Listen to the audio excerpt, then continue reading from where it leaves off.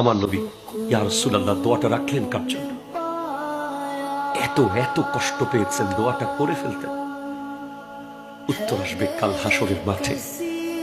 সমস্ত সুপারিশের পরেও যদি কিছু উম্মত থেকে যায়, আমি সেই দোয়াটা করে বলবো, আল্লাহ আমার উম্মতকে তুমি জান্নাতে দাও।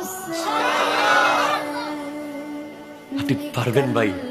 ভাই আপনি যেই দল করেন না কেন, আপনি যেই দল করেন কোনো অসুবিধা নাই, আপনি যেই দল করেন, আপনি বলেন, কেউ যদি বলে আমার নবী যাত্রাবাড়ির ময়লার টাঙ্গিতে এসে প্রস্রাব করেছে, আপনার কি ওই ব্যক্তিকে কি ভালো বলার কোন সুযোগ আছে? বলেন, আপনারাই বলেন। এখানে কোনো ফতোয়া লাগবে না। কোথায় যাত্রাবাড়ির ময়লার স্তূপ, কোথায় নবী? আল্লাহ আমাদের এই ধরনের কথা বলার আগে আমাদেরকে মৃত্যু দান করুক।